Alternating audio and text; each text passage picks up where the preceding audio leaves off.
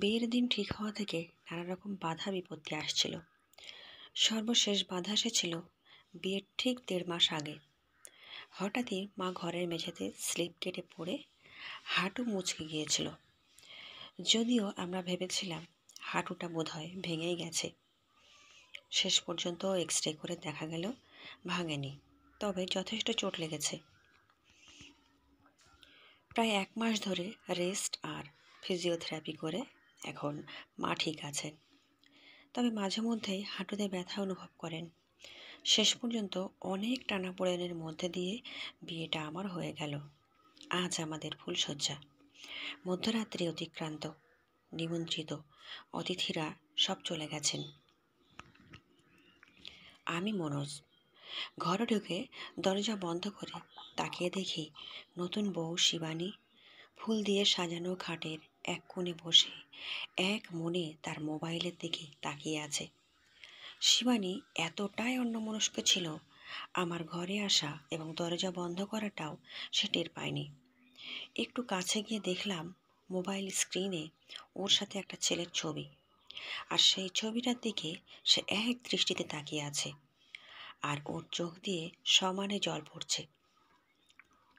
হঠাৎ ঘাড় ঘুরিয়ে আমাকে দেখেই শিবানী কিছুটা অপ্রস্তুত হয়ে নিজের চোখের জল মুছে মোবাইলটা বালিশের নিচে রাখলো। সম্পূর্ণ বিষয়টা আমার কাছে জলের মতো পরিষ্কার হয়ে গেল। আমি কোনো রকম ভনিতা না করে সরাসরি জিজ্ঞাসা করলাম, কে ছেলেটি? আমার প্রশ্ন শুনে শিবানী কিছু সময় চুপ করে থেকে উত্তর দিল, ওর নাম সুব্রত। আমরা একে অপরকে ভালোবাসি।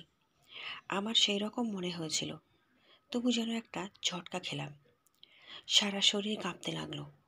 হঠাৎ মনে হলো গলাটা একদম শুকিয়ে গেছে।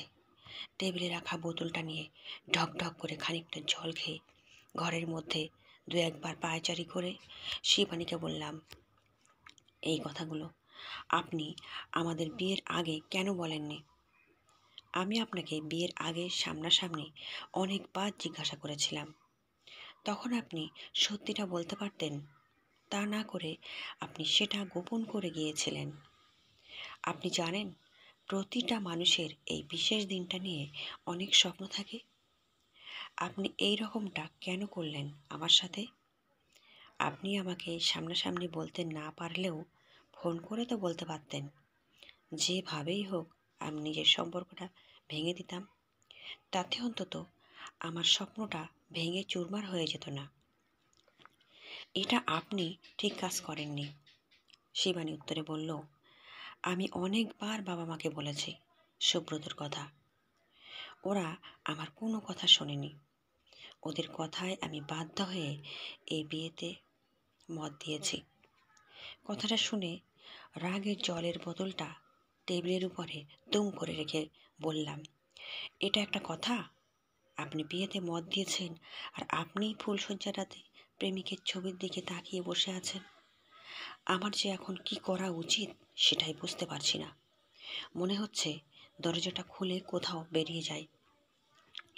একটু দম নিয়ে বললাম, একবার ভেবে দেখেছেন নিজের বাবা মায়ের কথা রাখতে গিয়ে, তাদের উপর রাগ দেখাতে গিয়ে একসাথে 3টে জীবনকে নষ্ট করে দিতে যাচ্ছিলেন?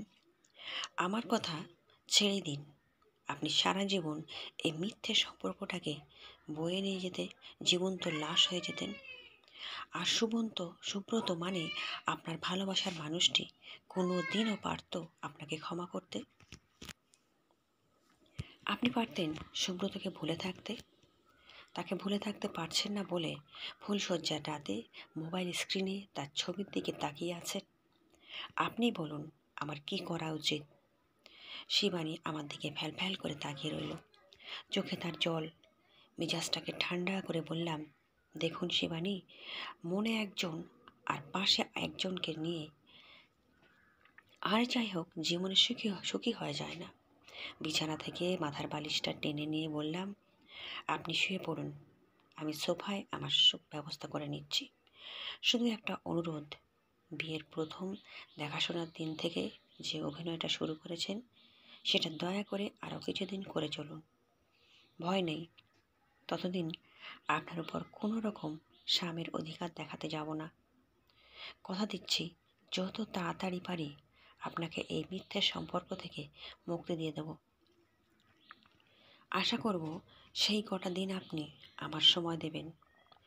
একটু দম নিয়ে আবার বললাম, আমার মাকে দয়া করে কিছু জানাবেন না। মা জানতে পারলে খুব কষ্ট পাবেন, কারণ মা আপনাকে প্রথম দিন দেখার পরই পছন্দ করেছিলেন, আর আমি সেই পছন্দটাকে প্রাধান্য দিয়েছিলাম। পরদিন সকাল থেকে শুরু হলো বিয়ে করা বউয়ের সাথে অভিনয় করা।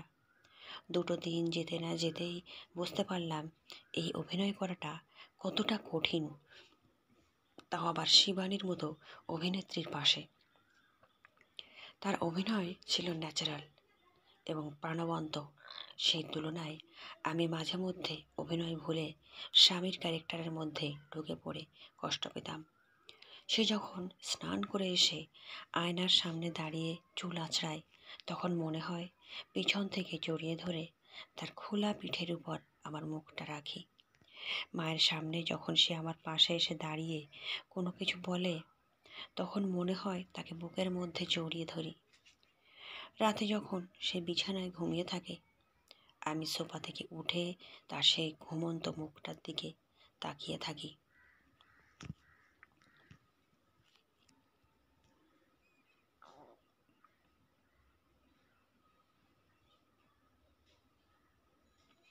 পরের পর্ব দেখুন।